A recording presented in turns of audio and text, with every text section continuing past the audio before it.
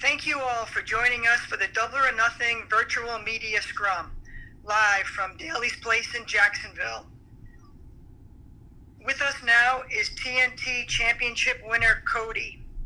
Please remember to raise your hand so we can call on you for your questions. You should be, we are live. We are live. Headset for Cody. Okay. Cross paths here. John Hands, questions? You hear Mandy? Okay, great.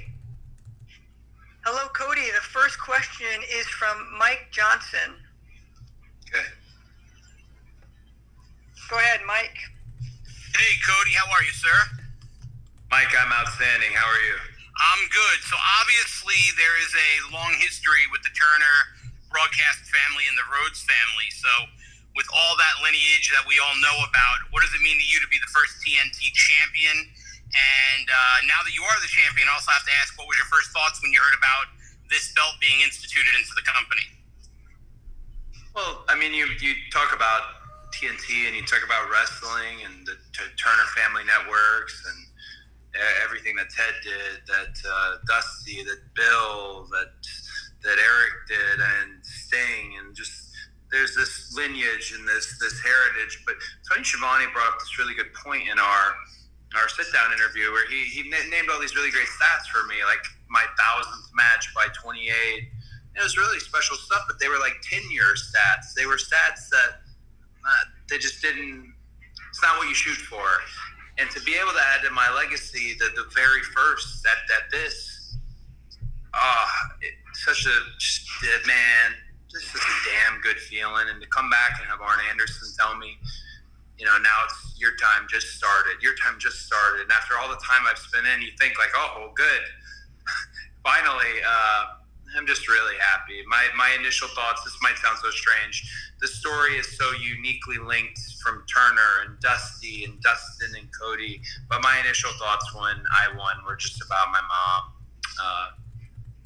She's the one I have left, and I think she enjoyed it, she enjoyed it, so I was happy. When you can please your mom, that's a good thing. Great, thank you.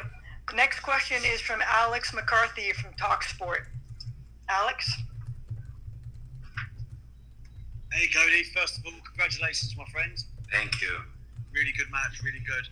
I just wanted to get your thoughts on how you felt Mike Tyson played his part in that match, because it felt like, it would have been tempting to have him knock people out and all things of that nature, but, I thought you and Lance put on a great show that made both of you look great. Lance is probably one of the top three people I've ever been in the ring with. We're not best friends by any means. The recruitment of Lance Archer to AEW, Tony Khan, and QT Marshall were really, they were the ones who were on that search. And I questioned that search, and I have no questions anymore. It's one of the top three opponents I've ever had. I cannot wait to step back into the ring with him. A freak, hybrid, drug-free athlete. The things he can do, that's what you want. That's what a wrestling company should be paying the big bucks for. And hats off to Tony and QT for finding him. As far as Mike being a fan of AEW since the initial Double or Nothing, it was really fitting that he was here for the sequel of Double or Nothing. And I thought it was, if things get hairy out there, I think had Jake Roberts taken any further steps, but those fast hands of Iron Mike would have got to the old man. But Jake knew better. Special moment to have Mike there, and for so many reasons, but just surreal. I mean, that's the best way to really describe it. Him being out there is surreal. I've seen Mike Tyson every fight. I've seen him in the ring with Steve Austin, and tonight he handed me this, and that very just surreal. I don't think I'll wrap my head around it anytime soon. Thanks. The next question is from Dave LaGreca, Sirius XM.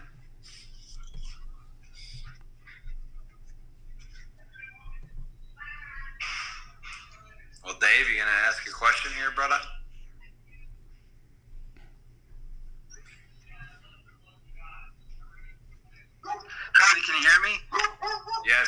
can hear you and your dog barking in the background. Congratulations, man. I know you put a lot of time and effort into each and every show, and everybody said how much fun this show was. And just tell us how proud you are of this roster. The roster here, if you were in the Daly's place tonight, if you were able to see that how the roster, even at social distance, how they were able to watch the show and their reactions, and also that aspect of watching it and saying, man, you can see it in their eyes. I want to be there. I want to be on that field, that itch. That's the real competition behind the other competition that you see. And that's such a good thing for a roster, such a motivating thing.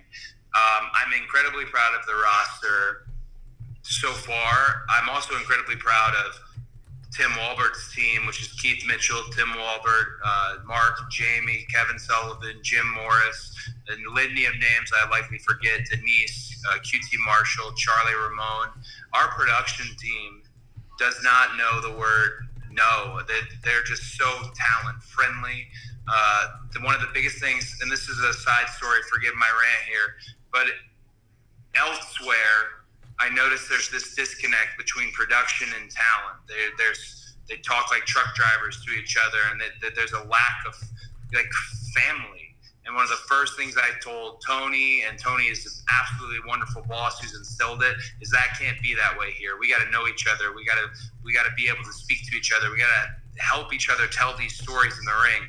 And man, no place on earth does it like AEW in terms of the symbiotic nature between production and talent. So I'm, of course, very proud of the locker room, but I'm incredibly proud of what they were able to put together production-wise, and that's all those names I listed plus many more for this show, for Double or Nothing.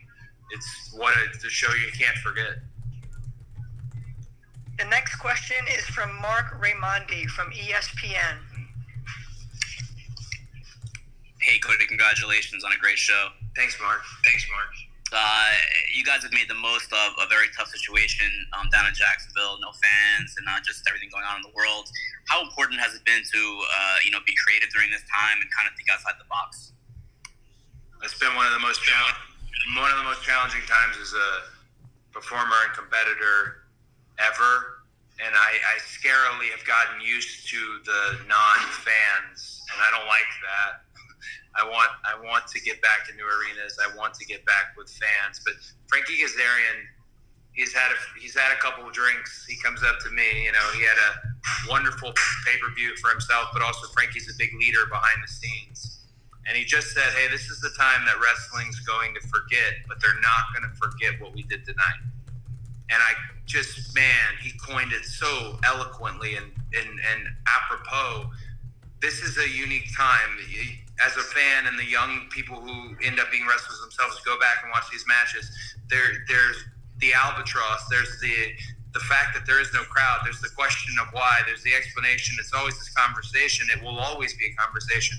But to be able to give them something, that's our obligation. You paid $50 for a pay-per-view in one of the most damnedest times our country's ever seen. So much division, and we're obligated. I'm obligated. It's my literal job to make you happy. And I'm sorry.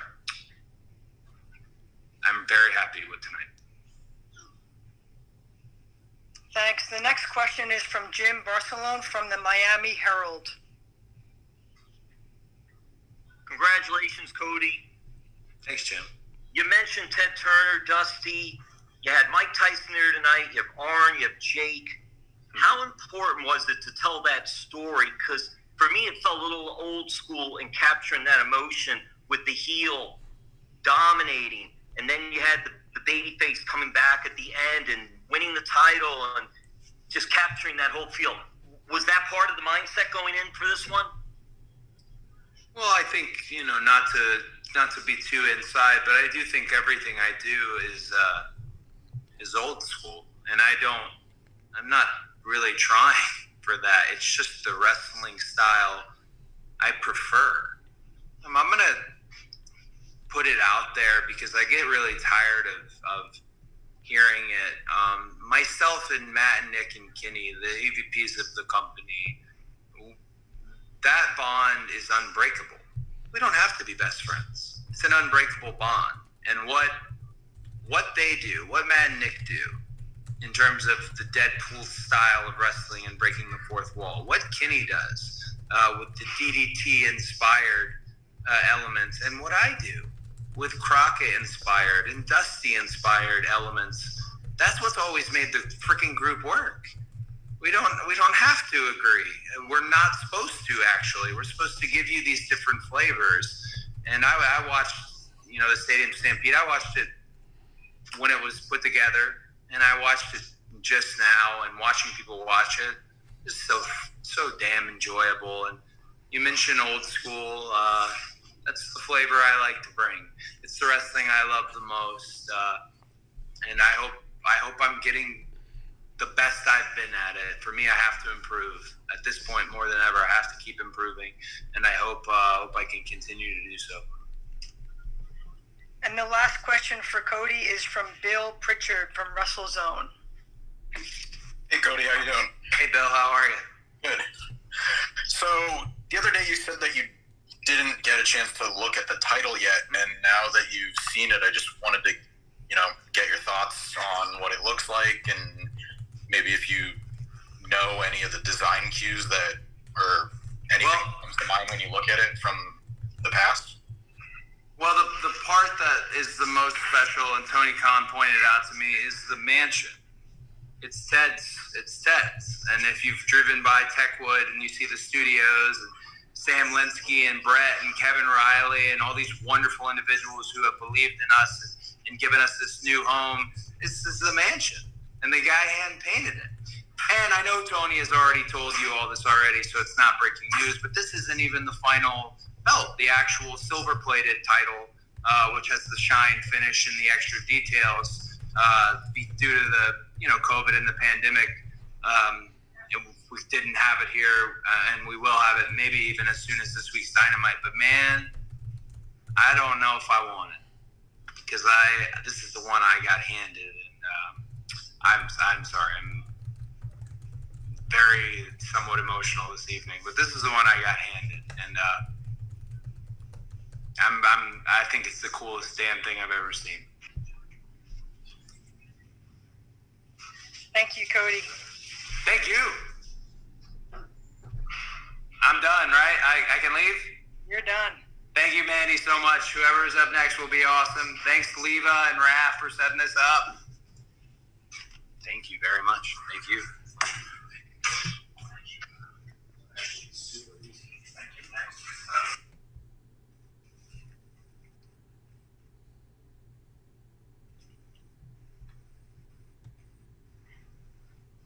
Thanks very much.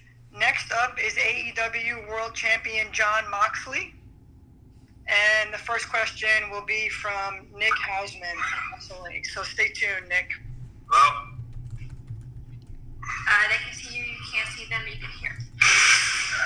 All right. First question will be from Nick Hausman.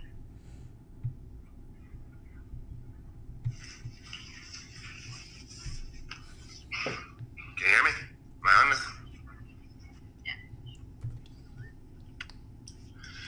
Yep. Stay tuned for a question from Nick Hausman. The belt on the back. John, can you hear me? Can you hear me? Yeah, what's up? Hey, John. Hey, thank you very much for taking the time. What's up? I'm trying to get the belt in the back room. It's No behind problem. Well, I wanted to get your thoughts on the debut of Brian Cage tonight. He seems to have an AEW title shot in the works. What do you think of Cage? Yeah, they sure aren't getting any smaller, are they? Christ. Hell. Yeah, he looked, from what I've seen, really impressive. Obviously, I've seen him in the ring before. One of those dudes who just defies all physics and logic is, not unlike Brody Lee, just an incredible athlete. Can do things a guy like that size shouldn't be able to do, and that's a whole new can of worms. Man. So we'll cross that bridge when we come to it. But he's an exceptional talent. So I don't know anything about him personally or what his attitude is. He's now aligned with Taz, who is everybody knows Taz's personality. He's if he's anything like if he's anything as a manager like he was as a competitor, that it's going to be an aggressive situation. So we'll cross that bridge when we come to it. Okay, thanks. The next question is from Darren Paltrowitz from Sports Kita. Darren?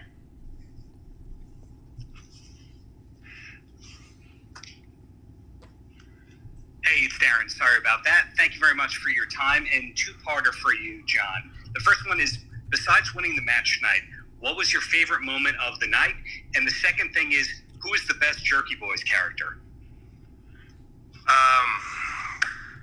Geez, well, I can't think of his name right now. Oh, come on. I'll answer the first good. Definitely the best moment of the night for me. I saw snippets of the show. Tomorrow or tonight, I'm going to go back and watch the entire thing all the way through. I was, getting my own mental and physical preparation and warm up going on most of the night. So I only saw snippets and bits and pieces of the show. But from what I understand, it was, it seemed everybody. I mean, right now, everybody at AEW is a team. Even guys that are my rivals, technically, still we're teammates. We're all here to make AEW success and to bring, entertainment to wrestling fans and inject new energy into the wrestling business and bring new fans in. And that's basically all of our goals at the end of the day. So right now, backstage after the show ended, it feels like we just won the Super Bowl. We put on, a hell of a pay-per-view, top to bottom, and everybody's just jacked up and hyped up and high-fiving.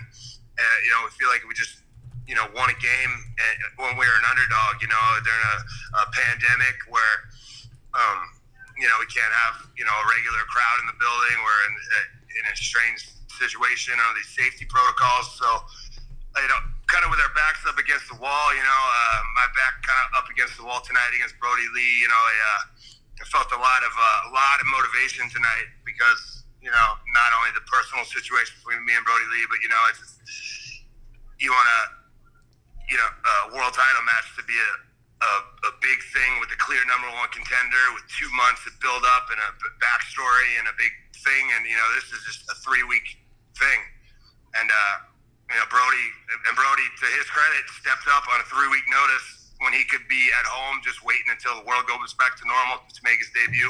But he jumped right into the fire in a dangerous match against me, and he rolled the dice at Double or Nothing, and he came up short. But I don't think he really has anything to be ashamed of.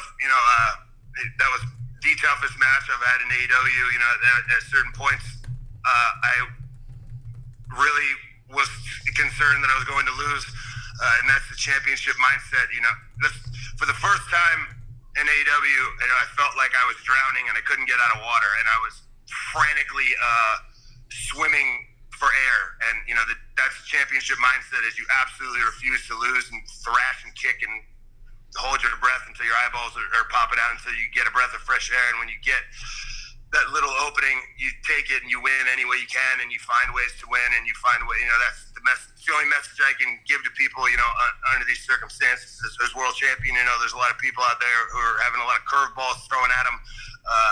They're going to have to dig themselves out of financial holes and adapt their businesses or their jobs or their situations to how the world has changed. And, when you get strange curveballs thrown at you like Brody Lee or whatever, and you're getting power bombed and thrown around the ring, and your stage is breaking and you're crashing through and shit's just going bad, you got to find a way. You got to find a way to win and to find a way to succeed and refuse to let anything bad,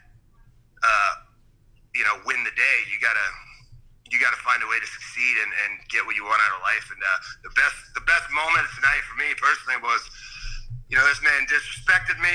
This man stole my property, and to see this man who disrespected me and stole my property, and to leave him laying unconscious and bloody and take my property back and casually stroll out of the ring and show everybody in the world what happens when you cross me, that was an extremely gratifying feeling. The next question is from Dave Meltzer from Wrestling Observer. John, how you doing? What's up, bro? Not too much. I was just wondering, look back at, or look forward actually. Who would you like to wrestle for the championship if you had your pick? And it doesn't have to be one name, but like a couple of names that you would be looking forward to on this roster right now. I think, the last two, first two matches I had, it was kind of, for short, quick 3-week notice, kind of curveball kind of scenarios, and did everything in my power. It's cool because, I have the control here to take, this is what we got, and I can turn it into something good, and as best I can, and but in the long term, this is about, playing the long game, thinking about the big moments. Those don't just come on 3 weeks notice. Those come on, this is a thing that burns and simmers and sizzles, for a long time. And then, even me and Jericho was a long, slow burn from Double or Nothing last year to Revolution this year. And, obviously, I don't think that right now Kenny Omega is in a tag team, in the tag team division. I don't think the chapter is closed on me and him. He's one of the best big match wrestler in the world, and he brings that big match feel. I think Hangman Page, who's also right now competing in the tag team division, who's got momentum behind him, and he's growing into his what he's gonna be. He's gonna have that moment where he really steps into being the man kind of thing, and that might be at my expense one day. Cody Rhodes, who's kind of could be a generational rival kind of thing for me. We're cut from the same cloth, but we're kind of two sides of the same coin. You won't find me wearing a suit, but we still have the same passion for wrestling and think of things a lot similarly, and bring that. We're two guys who bring that big match feel, and that could be a huge match. And and there's obviously MJF coming up, and me, I want to wrestle everybody, because it's like I don't want to just be at the top of the mountain and now it's all good. No, I want to get to the top of the mountain and now clear everybody. I want to clear out the division, so to speak, and be the absolute last man standing. And I relish the opportunities to get in there with a guy like Brody Lee, a big monster, athletic big man, and see what we can do. Relish the opportunity to get in there with Jake Hager, All-American, undefeated heavyweight MMA fighter, see what we can do. With a Darby Allin, who's a high-flying dude, with a Sammy Guevara, with a Joey Janela. All these different guys bring all these different elements, and I think I can kind of do it all. Save for a double backflip. I can pretty much do anything and adapt to any style, and it's just so much fun to just have different types of matches, different types of opponents. So I want to get in the ring with everybody. But I think those guys I mentioned are the big matches. But ultimately, it's whatever the fans want to see. And you want to, whatever the big names and the marquee names are, that's who I want to be matched up against. Thanks. Next up is Brandon LeClaire from Pro Wrestling Torch. Hey, John, I just wanted to congratulate you on what was a really, really good title match, and something that really, I think, subverted the expectations that people typically have for a pay-per-view title match. Thought the end of the match was really cool. The spot through the staging and everything came off really well, and it's just something really different from the typical title match. But I just wanted to get your thoughts on the general feeling out there when you are working with this in-house audience, so to speak. It's a weird time for pro wrestling. It's a weird time for you guys to be out there. But AEW has done this really cool thing and put people out there to kind of give you guys that audience-type reaction. Just wondering how it differs for you from a traditional audience, knowing it's, your peers rather than, the fans that are coming out. And how important it is, really. Well, it's different than a regular audience. It's 10 times better than having nobody in the building and just having that dead, sterile feel. That's really tough. You know, you can have that boiler room brawl kind of match once in a blue moon, and it's cool and unique. But every single match, every week, that's like, oh man, it's hard to watch sometimes. It's hard to participate in. It's hard to get up for. You know, it's different. But with the way we put, you know, a lot of people in the back, kind of socially distance out, people in the upper deck, there's energy in the building. There's, you know, we had Vitor Belfort and Dan Lambert down there in the crowd. We have Vicky Guerrero down there. We had some of the wrestlers down there. So there's just that bit of energy just makes all the difference in the world.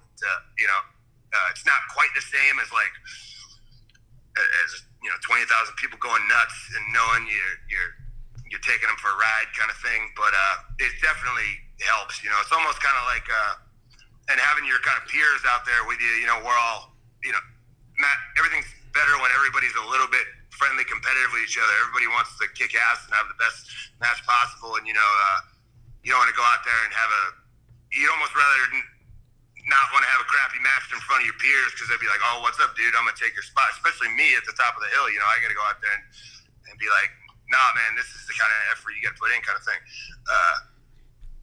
So it's almost kind of like, you know, like high school wrestling challenge matches where you're like, you know, you're surrounded in a circle by the team or something, you know, it's like a team atmosphere. And like I said earlier, you know, that's what we are. It's like a team here. So that little bit of like competitiveness to like show up your peers, you know, kind of is a kind of cool energy to kind of have some fun with. Last question from Carlos Turo from Fightful. Hi, John. Thanks so much for taking time to talk to us. Congrats on the title defense. Obviously, you guys have done these types of shows on Dynamite for the last couple of months, really. But with this being on pay-per-view, was there perhaps more pressure or motivation, whatever word you want to use, to sort of deliver a show-stealing performance, even though it's been the exact same setting or a similar type of setting that you guys have been dealing with for quite some time now? 100%.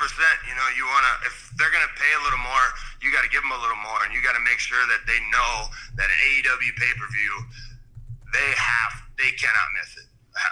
You know, whatever they have to do, you know, we're asking them to pay money for it. It's because this is going to be good. AEW pay-per-views are the top of the line pay-per-views, and to have the responsibility to main event that is huge.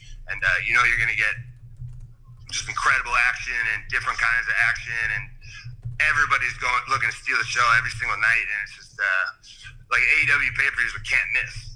We have to keep it that way. So, you know, you definitely bring out a little bit of extra. You know, every AEW pay-per-view is like a WrestleMania feel in the back. Like it's like, this is game time. This is huge. You know, you bring out the little bit of extra.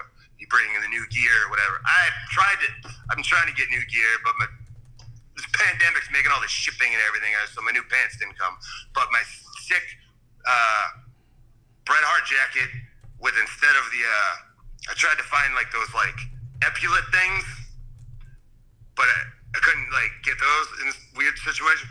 But the dude here, Charlie, shout out, he made barbed wire epaulets. So I had like kind of a Bret Hart themed, barbed wire themed sick jacket that was way too heavy and way too hot, so I only had it on for about 30 seconds, but I hope people enjoyed that.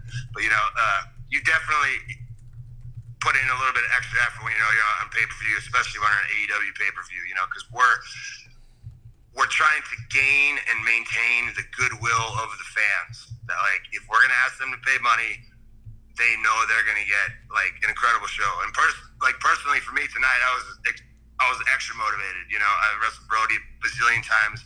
I could wrestle him in my sleep. But this is a different, you know, Brody Lee's different thing now. And, you know, I'm a different thing now. So, like, we wanted to be new. But also, you know, this is a month ago, this is exactly how I envisioned tonight's match. I called it a hailstorm of violence because I just knew that was exactly what it was going to be. Just a fucking, here we go. And just, boom, destruction, over. And it's exactly how I envisioned it, and it was a very gratifying feeling. And you know, just being kind of part of a triple main event kind of thing, and only having a 3-week build kind of thing is like, I was like, oh, screw this, I'm gonna go out there and we're doing something tonight, like for sure, like. So I had that extra bit of chip on my shoulder tonight, which is such a nice feeling to have, Thanks very much, John. Thank you. All right. That it?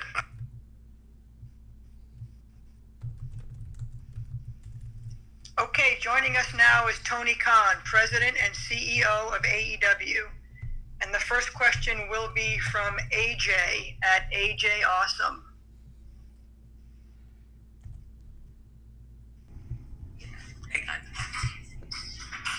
Hey guys. Your first question is from AJ Awesome. Can you hear me?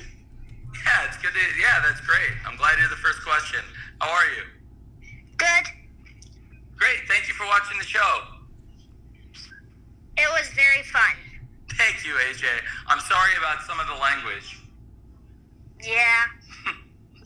Well, I hope you enjoyed it. Do you like the show? Yes. Good. What's your question? If you do cash in the poker chip, or do you just do a match? I mean, if you do cash in the poker chip, what are the rules for cashing it in? You're going to be the person to break the news. I want to make sure AJ Awesome Show gets the credit for breaking the news that we're announcing here for the first time that it's going to be Jon Moxley versus Brian Cage at Fyter Fest. And this week on Dynamite, you're going to get all the details about Fyter Fest. But Mox will defend the title against Brian Cage at Fyter Fest. Brian Cage, of course, debuted tonight and won the match with Taz.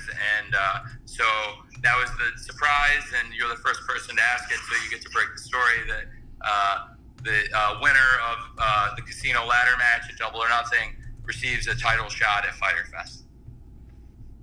Thanks, AJ. Thanks. The next question is from Joe from the New York Post. Hi, Joe. Hey, Tony. How's it going? Very well, thank you. Obviously, we're a year into AEW now. With some of the new faces and obviously the bigger guys that you have now in Cage and Archer and Brody Lee, does this feel like a little bit of a different roster? And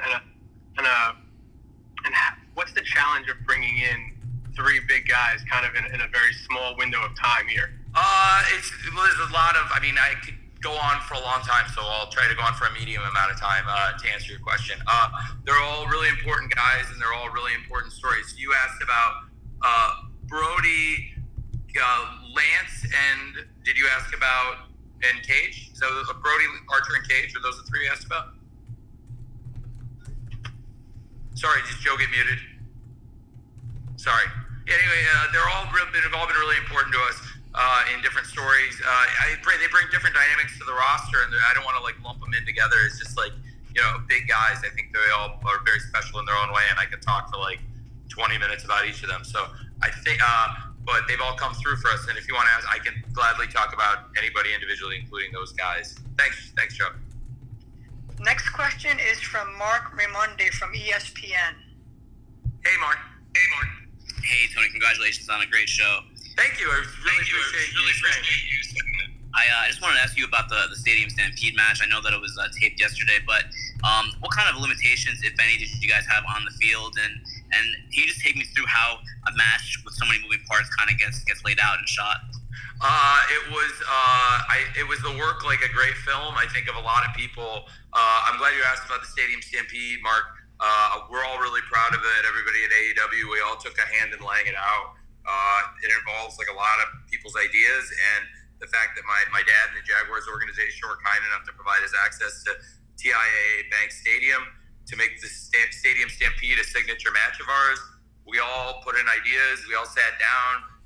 The big spots in the match,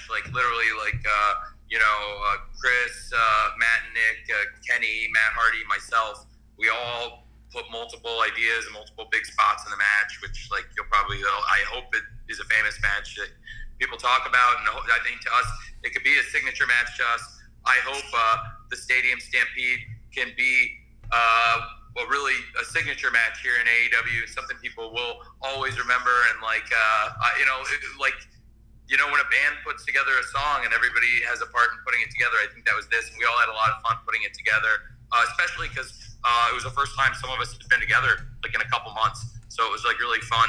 We hadn't seen Matt and Nick, especially Nick, in over 2 months, and then obviously with Kenny and Chris and Matt Hardy, we've all been together all the time, and with Sammy and the Inner Circle guys. So there's a lot of went into it and a lot of ideas. Chris is incredibly creative, and obviously the Bucks and Kenny, you see on being the Elite every week, and they had a lot of great stuff, and we just had a lot of fun. So I'm sure Chris is going to do a lot of podcasts talking about what went into it and the process and all the time, and a lot of people who helped, and there were so many people from the Jags organization that were very kind in helping us get it. And frankly, in this climate, I really am very grateful to everybody that came in and was a part of the show, and everybody that watched the show, because it looks like it was a very successful show.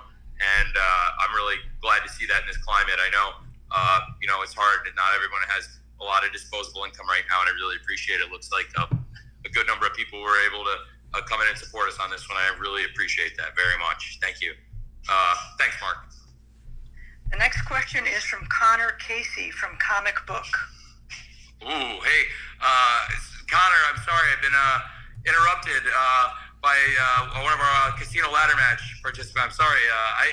By the way, I tried to explain the rules of this match like 200 times at least to Orange Cassidy, and he did not get it. And I thought you, despite the fact you didn't really understand the match, that's how good a wrestler he is. That he could have won the match. He's also a great manager. He's one of the most successful people, one of the most unlikely success stories in wrestling, I think. Somebody who's really come on. He's a very special wrestler. Thank you for coming in. I'm sorry for interrupting you. What was your question? Yeah, what was your question? By the way, Tony, did I win the match? No. It's perfectly fine, and tell Orange thank you for joining us on this call. Tony, like you were talking about earlier about the Stadium Stampede, based on everything I've seen on Twitter, I think this match went over incredibly well. I'm curious, based on the kinds of matches we've seen just in wrestling in general these past few months, what are your thoughts on cinematic matches? And do you think they have a future? I think, like everything else in wrestling, a smart man, I once heard say, he's smart about some things, and other things he's not so smart about. But I once heard somebody who knows some really great things about wrestling, and I used to think was a great mind for wrestling. I heard him once say that nothing, when it's done great wrestling, nothing's better, and when it's done badly, nothing's worse. And I think that's true of cinematic matches too. I think if you do something great, and I hope people think the Stadium Stampede was great, I'm glad you guys have been very favorable about it, and I think that's true of cinematic matches. How does this work? I'm glad you're really very talkative lately, I gotta say. Can I, the next question. Shot at Brandy. Yeah, I heard you were Shot at Brandy, guys. It's a great show. Next question, please. Next up is Jonathan Snowden from Bleacher Report. Great writer. John, I want to tell you, I don't know, did Moxley tell you, did you talk to Moxley on here, by the way? I'm curious. I'm sorry, I didn't mean to cut off your question, but he loved your Ken Shamrock book. He's been raving about it. Moxley put over this. Everyone is. Who wrote a Ken Shamrock book? This is the guy asking the question, John Snowden. Did he really? He's a great writer, yeah. John, what do you got? Get out of my way, John. Tony, I thought the Stadium Stampede was one of the most incredible things I've ever seen. Thank you. One of the most dangerous stunts you guys have done was the finish, Kenny Omega's one-wing angel that was maybe a 15-foot drop. I'm wondering what kind of safety precautions went into doing that, because it would have been very difficult if it wasn't a cinematic match to do something like that. But because of the nature of the Stadium Stampede, and we were able to do things, it's one of the silver linings of being able to do things like this and not doing everything in front of a live audience. Would have been really difficult to do something in a safe environment like that, but it was safe. But that being said, no amount of preparation and we did a lot to make it safe, but that is still two of the greatest professional wrestlers in the world, and only two of the greatest wrestlers in the world could have pulled that off, which is true of many of the things that happened in that match, including that. Have you guys seen Tony's guns? Thanks. Next question is Dave Meltzer at Wrestling Observer. Yes. Hi, Dave. Hey, Tony, how you doing? Really well.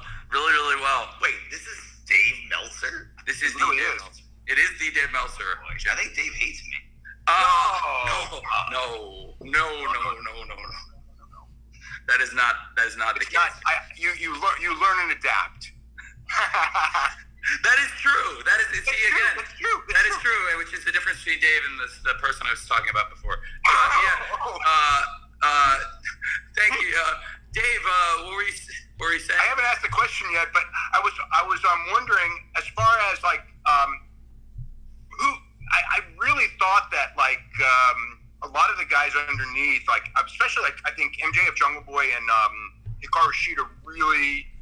I thought they all really like elevated themselves with the show tonight, and I was just wondering what you thought as far as who were the stars of the show besides the obvious ones. I think a lot of people stepped up in the ladder match, and we were in a really tough position from the beginning of the show because I think in the ladder match, like Phoenix was like a really important wrestler and is one of the best wrestlers in the world. No, he doesn't want to hear that. I don't care about that. Yeah, he definitely does not want to hear that. But he is going to be a huge part in that match. So I think all the people in the ladder match stepped up, and including Orange Cassidy and all the participants in the ladder match. I thought, like you said, in the title matches, everyone in the title matches, I thought really stepped up. And I thought that obviously the Stadium Stampede, like Sammy was amazing in the Stadium Stampede. I thought it was great to see the Young Bucks back. And Kenny's, I think Kenny's the best wrestler, bell to bell in the world. And then the Inner Circle is, to me, a great faction. And I thought this was like a great night for the Inner Circle. And Sammy stepped up and did so many things. Chris is a genius. Here we go. See, the magic of this app is that I saw that coming. Otherwise, you would really knock me off. But instead, I'll go on. And so there was, and I thought Brody Lee came in and in a position where, based on, us having to do the shows all of April in a very short span, that like he really stepped in too and had a great match and in a position in the card, a tricky position in the card to do the world title match. He was great, and I hope I'm not leaving anybody out. I know it's a long-winded answer as it is, but really, people were great, and all the people in the building that were here, and everybody who came in and got tested and made a lot of noise, from the company and our family and friends. It was really pretty great. All right, I think I should leave, Tony. You can. You shouldn't forget your sunglasses. But you've been a great help to this. And Dave, I hope that was who did you think, Dave? I mean, I'm sorry, I didn't say Jungle Boy and MJF, and I should have said Jungle Boy and MJF because they went out and absolutely tore the house down. Again, there were so many great things that happened on this card, and the people who went on early, like the people in the ladder match, and Brian Cage debuting, and obviously MJF and Jungle Boy just really tore the house down, and I'd be remiss if I didn't give them a ton of praise. Also, right, Dave? Yeah, that's right, Dave. That's a long answer. Sorry, Dave. All right, I'm out of here. Sorry, thanks, Orange. It's great, great debut. Look at ladder match debut for a guy who didn't understand the rules of a ladder match. Yeah, if you explained it better, I would have had a better time. I tried my best many times. And who's next? Next question is from Mike Johnson from Pro Wrestling Insider. Yes. Hey, Tony, how are you? Good, Mike. So you guys had a lot of curveballs thrown at you in the last couple of days in terms of injuries. How much did that change the creative trajectory of the show? And where are we with injuries? When are talents being cleared to return? Is everybody who worked tonight okay? Like in terms of health, obviously there's only so much you can talk about with HIPAA, but where do we stand in terms of injuries and how that changed the creative plans tonight? Well, the people in the case who there were huge curveballs, frankly, and I'm really grateful to obviously in the Chris Statlander and Penelope Ford match, they were both thrown out there without Britt Baker being here, and grateful to all of them. And then with Phoenix, like I mentioned earlier, I'd be remiss if I didn't mention how great Phoenix is. We did miss him, and Joey was great to come in and step in, and I asked Joey to come in, as he alluded to, and do something great. And I thought the guys went in and in a new concept that I was pretty jazzed about, that I'd kind of put together for this pay-per-view. I thought it was a cool new stipulation match, and I hope it can be a part of the pay-per-view. So with Phoenix and Britt being out, frankly, we dodged bullets on both of them. I'm really glad to say whenever there's an injury on a show, you're always like terrified, and in both these cases we were really worried. And we weren't sure coming out of the show what the status of either of them was, and and we would never false advertise. If it's in our power, I never want to. We didn't know until yesterday for sure what was going on. Britt will be out probably, we think, 6 weeks, maybe. I think less than 2 months, ballpark, is a good estimate. She'll be addressing her medical situation on Wednesday on Dynamite, and then we've got Phoenix, where it was close. Like, he's not, he's limping, and I don't think he would have been able to give 100%. Also, it wouldn't have been smart to put him out there in that situation. We made a judgment call, but I think he'll be back soon. He's been great, and I really appreciate him and everybody who's come in. And like I said, I thought on Phoenix and Britt specifically, we dodged a bullet, and it did. We were down to the wire on those, and for sure it was tricky, but we didn't have to change a ton of the show. Thankfully, it was, and we were really lucky. We had great substitutes with Joey and Penelope. Next up is Kristen Ashley from Bell to Bells. Okay. Hi. So I was at the AEW Heels party yesterday, and the majority of women there, when they were polled, said they wanted to see a women's ladder match. With Shida as the new champ and a veteran of hardcore matches, are those type of matches on the deck for the women in the future? I definitely think that's a possibility. Yeah, I think we just did a ladder match tonight, and obviously one of the best matches we've ever done. Was at All Out, and it had been a while since we've done a ladder match. I think the Young Bucks versus the Lucha Brothers was one of the best matches we've ever done, and I really enjoyed the ladder match tonight. But definitely, when the time is right, I absolutely would love to do a women's ladder match. And I think we'd really have a great roster for that. And I think Kenny's got a great mind for these things. And I'd love for us to take a crack at that. I think we'd have a lot of fun with that one, putting that one together and putting together a great roster of women's wrestlers. And I think we have great women's wrestlers that would have a great ladder match. So definitely. And I think Shida would be really compelling. And she's a great champion. I think her title shot's been a long time coming. And she really came through. It was a great match. Thank you. Thanks for going to the AEW Heels thing. Thank you. I'm really learning a lot, and I can't say I'm really glad that I've heard good things about it, and people really enjoyed attending the event. And for everybody that put together, and Brandy and the team of ladies at AEW that worked on it, they worked hard on it, and I'm really glad they've gotten such a good reception to it. Thanks. Next up is Sean Lalos from Monsters and Critics. Great. Hi. Hey, Sean.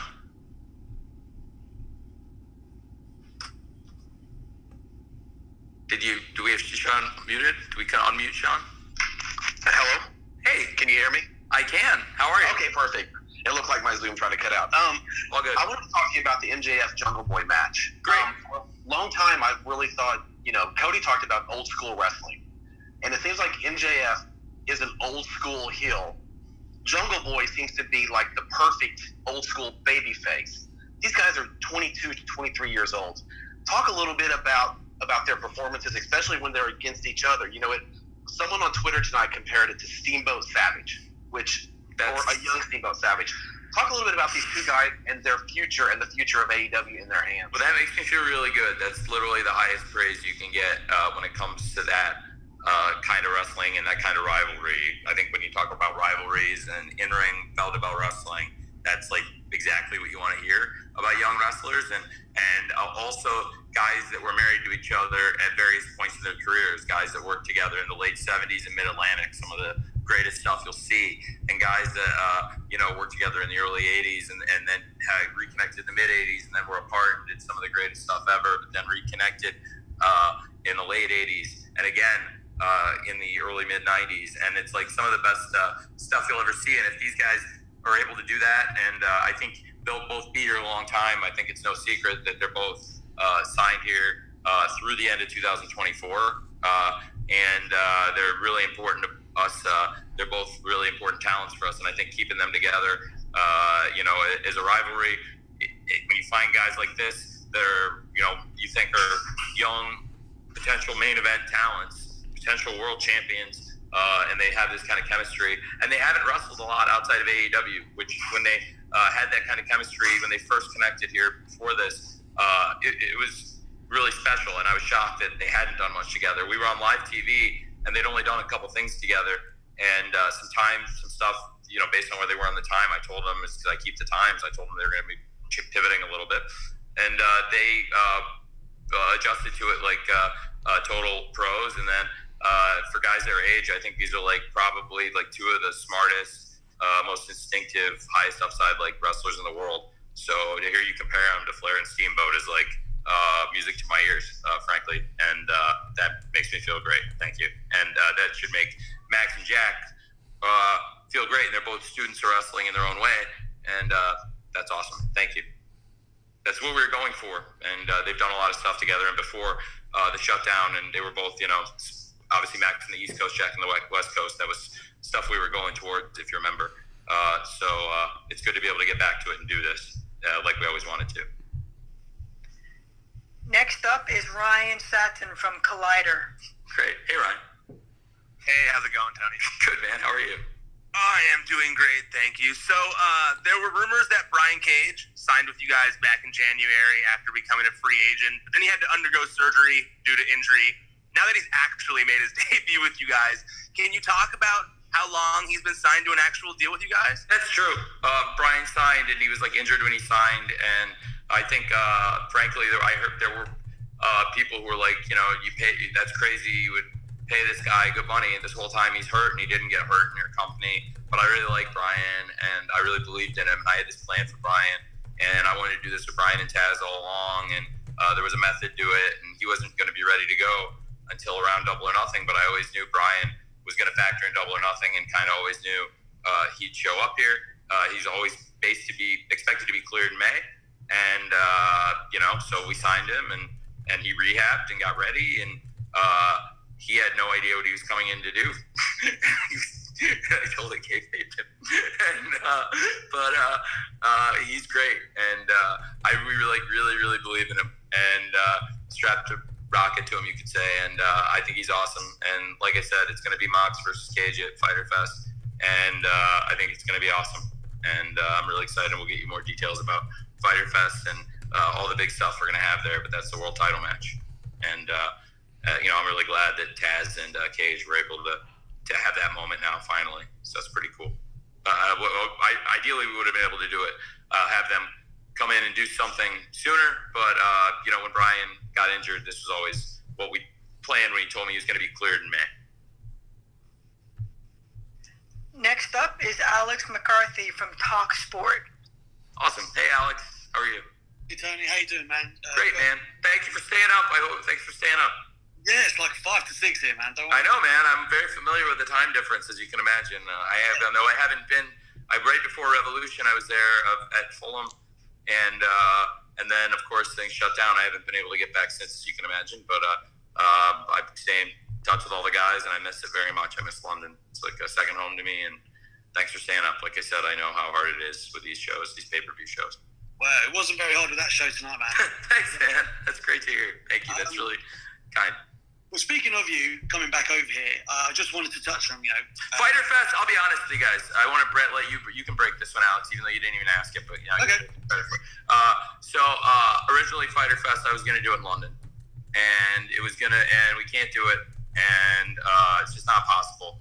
And we had the plans, and I thought it was going to be our debut, and now you're telling the world, I'm sorry, I wanted to do it. And I'm not sure when it's going to happen, but it was going to be Fyter Fest, and we would have had this great show. There's tons of huge matches we have planned, and obviously, Mox versus Cage is the first thing we've announced, and Fyter Fest is a really successful show for us, both internationally as a pay-per-view and domestically.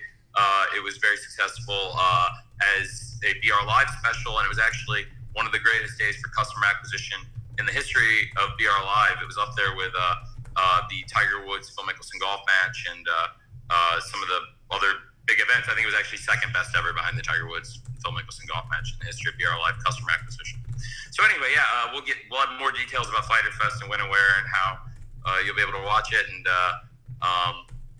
sorry, I didn't mean to jump your question, but anyway, I wanted to mention I wanted to go to England, and we were supposed to with the show that we just announced just now.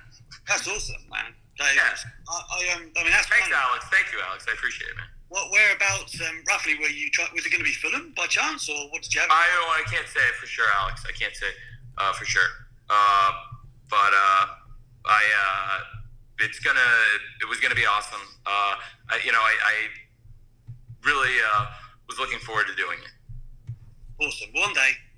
Yeah, it'll be awesome when we can do it, and it was safe for everybody when we can do shows where you don't have to test everybody, in here that's coming back here with us. Thank you, man. Thank you. Great to hear from you. Okay, the last question for Tony is from Bill Pritchard at WrestleZone. Great. Hey, Tony, how are you? Great, Bill. How are you? Good. So, I wanted to follow up on the Brian Cage and Taz pairing, and just wanted to know kind of what in your mind made it a good pairing, and then on another hand, you had Vicky Guerrero in the crowd, and she's made some commentary appearances, but is she somebody else that you could see in the future having a role similar? Well, I think it's two separate questions, right? With Taz and Brian Cage, I love the pairing, and it's something we've wanted to do for a while. It's the idea that Brian Cage is a big free agent wrestler. He's got all the tools. He's like the guy in the draft that kills the workouts. He's got all the physical tools, and with his strength and his agility and, how impressive of a wrestler he is, like everything Taz brings to the table in terms of being able to, bring in legitimacy, being able to bring, wrestling holds and submissions and a new dimension to Brian Cage, but also, obviously, Taz is one of the greatest promos in the history of wrestling, in my opinion, in terms of what he was able to do and what he was able to get out of not being the tallest guy or the fastest guy or the strongest guy, but he had a great run and was a very successful, mainstream wrestler without, again, being over, a great height or a great speed or even the strongest, biggest guy. So I just think it's a really great pairing, and Taz is going to bring a lot of legitimacy to him, and I hope you dug the music and the Who Can Stop the Path of Cage, which is, it's a legitimate question, and we'll find out at Fighter Fest, and I think we really like Cage, and we were hyped to get him in, and Ryan asked, we'd had this plan for a while to get this going, and some of what happened with Taz and Darby, obviously, Taz was looking maybe to manage Darby, and Darby wasn't interested in any advice from Taz, and when that didn't come off in this big ladder match, instead Taz went to another plan, which is he got a bigger, stronger, and then tonight, better guy tonight. I don't know if anybody didn't get any question. I feel bad if there's anybody that didn't get a question. If there's anybody that, if we can get to, or I can try and address in the future, I don't know if there's anybody still going, Mandy, or if anything I can do, but I really appreciate everybody stayed up and came to this. I hope everybody got their money's worth out of the pay-per-view for either themselves or their media outlet, and I don't know if there's anything else for me to do, Mandy, but this is great. No, thank you so much, Tony, and thanks very much to everyone for joining us tonight. We hope you enjoyed the show, and we look forward to seeing you at the next one. Thanks again, and have a good night. Thank you, guys.